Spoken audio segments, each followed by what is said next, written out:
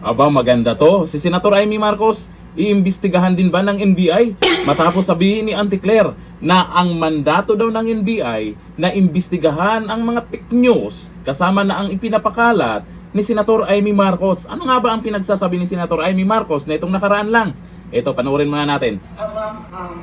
Being the presidential sister, how's your relationship with our president?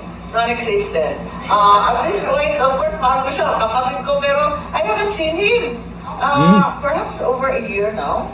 And I don't really go to the reunions. It's not comfortable, and I prefer my kids go. If they want to go, it's fine. I visit my mom. Kasi nga, May 1 is their wedding anniversary. My father used to joke that staying married for many decades is hard labor. Pero actually, Labor Day namin yan. So I visit her and we have our get-togethers. My mom's turning 97. Super bistak, waray-waray. In July 2, she'll be 97. She's going strong. Eating lechon.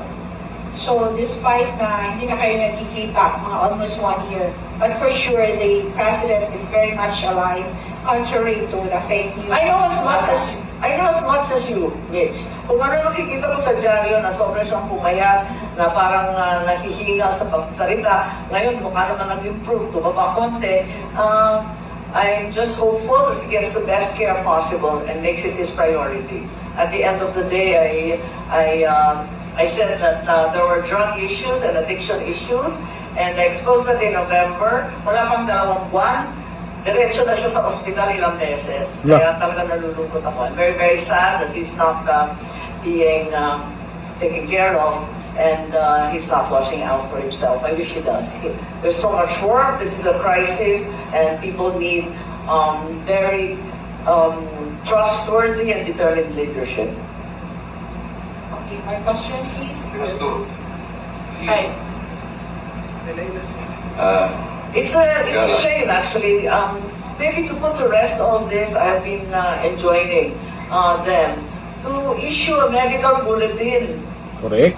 Made by a doctor, diba? That's what's more important. Instead, we have all the chismis in the world, all the haka, duda, all the AI-generated images. So it's really important that the medical bulletin, even as late as now, should be issued.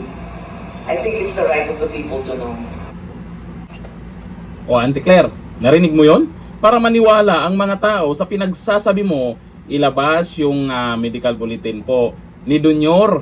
Ito nga ngayon, sasabihin nyo, fake news po yung mga sinasabing na ospital. Isa itong kapatid mismo nagsalita na labas-pasok sa ospital. O ayon dito, nilinaw ni Palace Press Officer Attorney Claire Castro, na hindi sila magbibigay ng kahit anong babala sa mga nagpapakalat umano ng maling impormasyon tungkol sa kalusugan ni Pangulong Ferdinand Marcos Jr. Kasama na rito si Senator Amy Marcos. Ano kasi talaga ang totoo? Kasi may hinahanap nga ang tao. Eto, binanggit na naman ni Senator Amy Marcos, patunay na malakas talaga si Junior Sa press briefing ng isinagawa nitong May 5, 2026, sinabi ni Castro na mandato ng National Bureau of Investigation na imbestigahan ang mga nagpapakalat ng maling impormasyon sa social media kasama na ang tungkol sa kalusugan ni Marcos. Yung tungkol sa fake news, Auntie Claire, paano kung ikaw ang nag-fake news? Kasama ka rin ba sa imbestigahan? Paano kung si Junior ang nagpakalat ng fake news? Isa din ba sa imbestigahan? Ayon yan sa mga nag-comment dyan kasi nitong mga nakaraan tungkol kay Saldico at iba pang mga pinagyayaw-yaw nyo, Auntie Claire, may mga nagkomento kasi fake news. Kasama din ba sa imbestigahan? Para patas ba? Para magkaalaman kung sino talaga ang nagpapakalat ng fake news. Ang nangyayari kasi ngayon, Auntie Claire, mukhang mas kilala mo si Junior kaysa sa kanyang kapatid na si Senator Amy Marcos. Pero believe talaga ako dito kay Auntie Claire. Mas marami siyang alam kay Junior kumpara sa mismong kapatid niya.